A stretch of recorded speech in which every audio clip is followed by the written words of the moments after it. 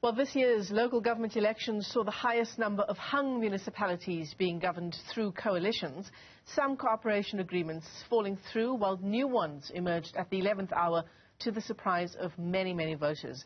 So what does the future hold for coalitions and elections in our country?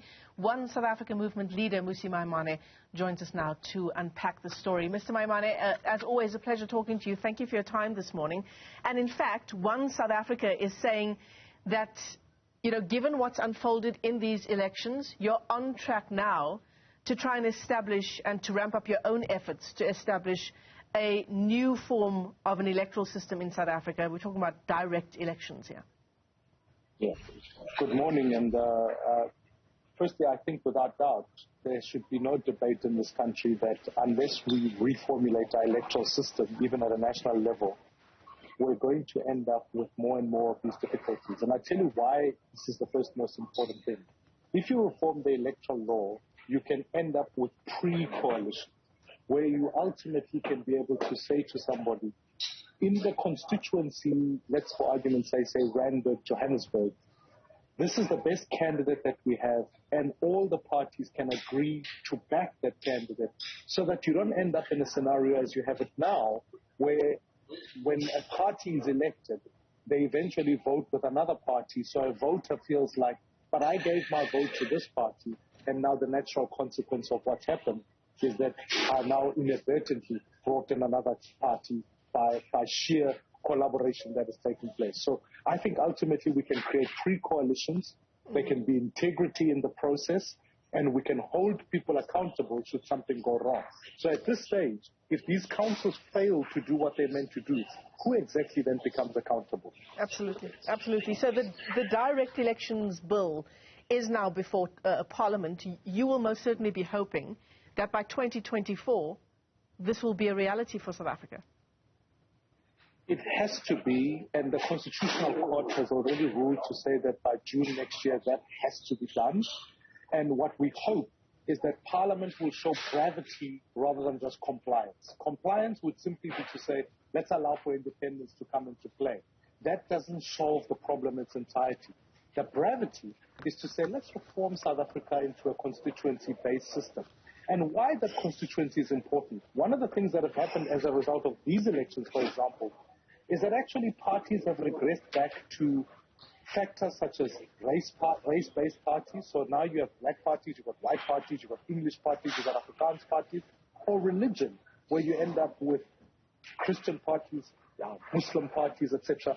That does not help democracy, because then always people are not contesting for ideas and ideals, they're contesting for race or religion or region.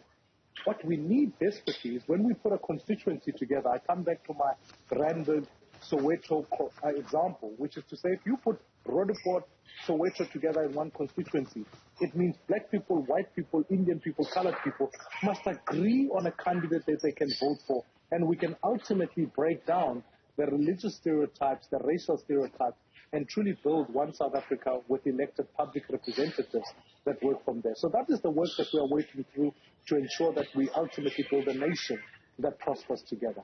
I want to talk to you a bit more about the body that you're formally launching as One South Africa a little later on this month, the Independent Candidates Association.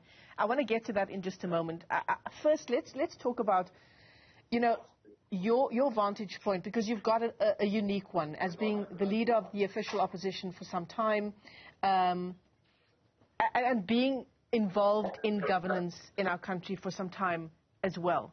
What's unfolded in Gauteng in particular with the Democratic Alliance, your former political home, cleaning up in many respects? You know, some will say it is a victory for the DA insofar as the jewels of Gauteng is concerned, Tshwane, Ekurhuleni and Johannesburg, the mayorship going to the DA in all of those metros. But there's a lot at stake here, isn't there? And it's going to take a lot of political maturity to go into these coalitions with parties who, where there is no love lost between, for example, the EFF, the DA, Action SA and the DA.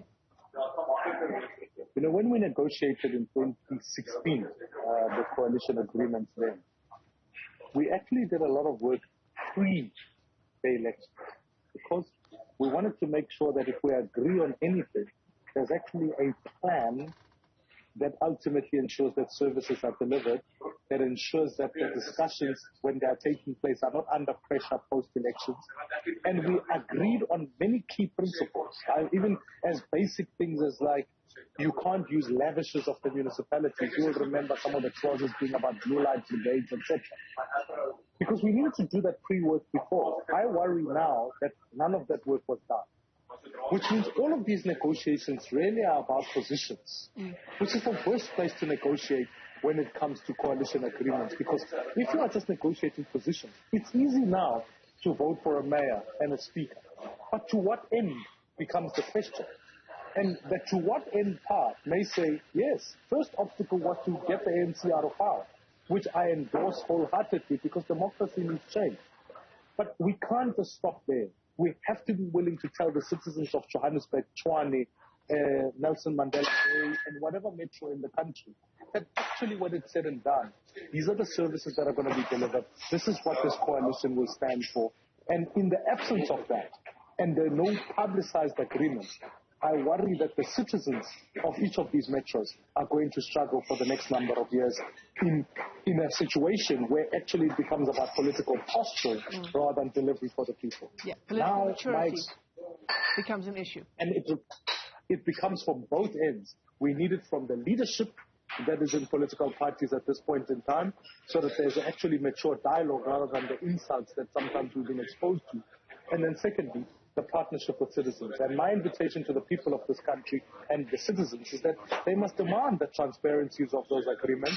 They must participate when it comes to the drafting of the IDPs, which is the plan. That's the next big budget vote that is going to come through, and must ensure that they actually extract consequence from these parties. And that's why we've got to begin now to think about scenarios that will occur in 2024, so that as a country we're better prepared and mature enough to know how we manage that transition. Let me just take a moment to apologize to our viewers for some of the sound coming to us from our interview with Mmusi Maimane. He is in transit at the airport and has been kind enough to accommodate us on this interview. Before we let you go, the issue of the Independent Candidate Association. And this might be an attractive proposition for South Africans, this issue of professionalizing the public service. Tell us more about that. Certainly. The Independent Candidates Association says, now that you've got all of these independents across the country, what is the measure of accountability that citizens have? How do we respond to ensuring that when citizens are being voted on, especially for independents, that accountability is effective, but also a plan is put on the table, and then ultimately to ensure that the citizens, the independent candidates, have no mechanism, or and the political parties don't also, to capture the stage, so that we send to the administration the best people who can work for the administration. What local government needs more than anything is the fact that it needs competent administrators rather than, in fact, political deployees. Mmusi Maimane, let me thank you for your time this morning on the AM Report. He's the leader of the One South Africa movement, talking all things coalitions and all things roadmap to 2024.